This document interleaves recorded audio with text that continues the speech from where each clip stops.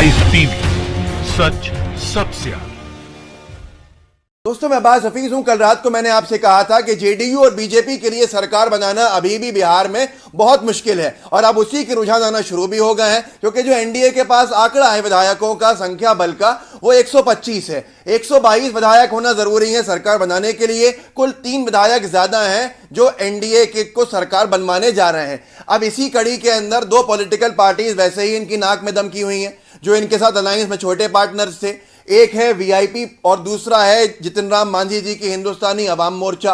अब ये दोनों राजनीतिक दल के पास 8 विधायक हैं और इन 8 विधायकों को अगर हटा दिया जाता है तो सरकार गिर जाएगी, बनी नहीं पाएगी। लेकिन उससे बड़ा हंगामा अभी हो गया कि जेडीयू की एक प्रत्याशी जो है, विधायक प्रत्याशी हैं माधवी सिंह, उन्होंने इस्तीफा दे दिया है और भारी आरोप लगाए हैं बीजेपी और जेडीयू के ऊपर। इस्तीफे के अंदर उन्होंने लिखा, आप स्क्रीन पर उनका इस्तीफा देख सकते हैं, तस्वीर भी देख सकते हैं।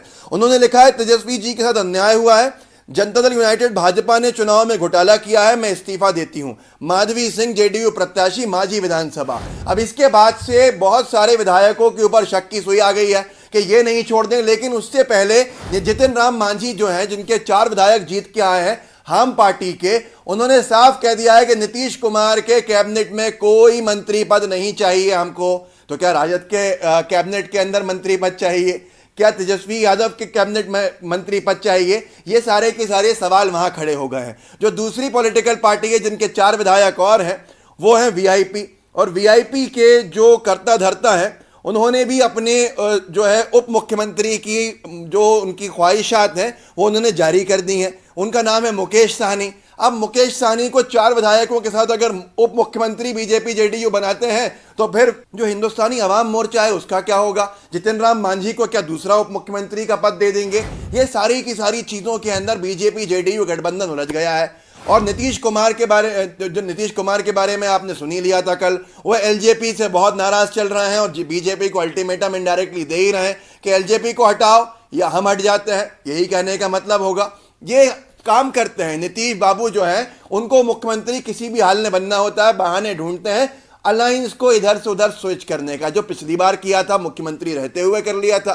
तो अब ये सारे के सारे जो घटनाक्रम है, ये एक इशारा कर रहा है कि तेजस्वी यादव की ताजपोशी होना संभव दिख रहा है, क्योंकि अब एनडीए की सरकार वहां भंग भी कर दी है नीतीश कुमार जी ने मीटिंग के बाद। नई सरकार के रास्ते ताकि खुले, लेकिन नई सरकार कैसे, जब बीजेपी के पास और जेडीयू के पास और 2 पॉलिटिकल पार्टीज वीआईपी और एचएम मिला के 125 का आंकड़ा है, और अगर 4 विधायकों ने इस्तीफा दे दिया या राजद की तरफ चले गए तो ये पूरी बाजी पलट जाएगी और सरकार बनाना मुश्किल हो जाएगा। अब ये 4 की वजह से कड़ी जो अटकी हुई है, छोटे राजनीतिक दलों पर अटकी है, वो हैं ये दोनों, जितिन राम मांझी और दूसरा वीआईपी।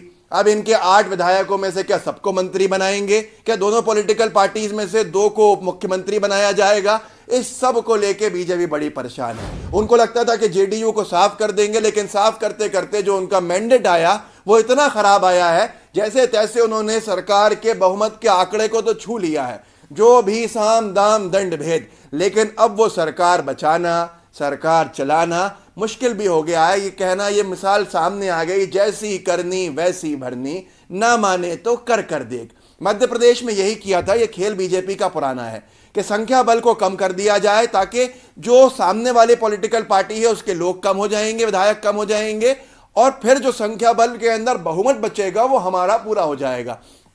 मिसाल के तौर पर अगर जो पूरे की पूरी विधानसभा बिहार की है, उसका जो आंकड़ा है उसके अंदर बहुमत का आंकड़ा 123 है। अब यहां पर बीजेपी के साथ उल्टा हो रहा है कि बीजेपी जेडीयू के अगर प्रत्याशी अभी छोड़ रहे हैं, कल को विधायक छोड़ते हैं, जैसे ही ये 4-5 कम होंगे तो बहुमत का आंकड़ा भी अपने आप कम होता रहेगा। और कम होते होते जो दूसरी पॉलिटिकल पार्टीज हैं, दूसरे पॉलिटिकल फ्रंट्स हैं, वो तेजस्वी यादव को सपोर्ट करके मुख्यमंत्री का दावा जब पेश करेंगे तो जेडीयू बीजेपी वहीं की वहीं। मतलब पहले तो लोगों को लगता था कि जेडीयू टूट के जाएगी जब तेजस्वी यादव की सरकार बनेगी, पर अब तो पूरा का पूरा पैच ही फंस गया। जेडीयू तो न इधर की रही न उधर की रही, मतलब न खुदा ही मिला न विसाले सनम, न इधर के हुए न उधर के हुए।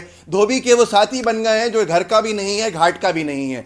जो नीचे की पॉलिटिकल पार्टीज हैं, जो पहले से राजद गठबंधन में शामिल थी, महागठबंधन में, जो चुनाव से पहले बीजेपी एनडीए गठबंधन में चले गई थी, अब वो 4-4 विधायक रख के बैठे हैं। घुटना पेट की तरफ झुक रहा है। अब बिहार के अंदर बहार है। बिहार में बीजेपी की सरकार बड़ी मुश्किल के अंदर है। सरकार बनाने का दावा ही करना मुश्किल में है। मतलब इतना ज्यादा प्रेशर, ब्लैकमेलिंग के अंदर बीजेपी जेडीयू सरकार चलाएंगे या अपने संगठनों को संभालेंगे या क्या करेंगे, ये उनके लिए खुद गले की हड्डी बन चुका है। आने वाला समय और दिलचस्प होगा। आप खुद देखिएगा कि बिहार के राज्यपाल का क्या रुख रहेगा, लेकिन उसके बाद सुप्रीम कोर्ट का क्या रुख रहेगा। ये बिहार की सरकार इतनी आसान नहीं है जितना बीजेपी जेडीयू को लग रहा है। और अब ये दोनों के दोनों, जितिन राम मांझी हो या फिर दूसरा वीआईपी हो, ये दोनों पॉलिटिकल पार्टीज या तो पूरे पूरे मंत्री इनको दे दीजिए, सिर्फ मुख्यमंत्री आप बन जाइए, या दोनों पॉलिटिकल पार्टीज 4-4 विधायकों के साथ उप मुख्यमंत्री दोनों का हो जाएगा। तो ये बीजेपी के लिए जो गले की हड्डी बनी है, देखते हैं ये कब इनकी सरकार का सपना छूटेगा। आज नहीं तो 1 महीने बाद।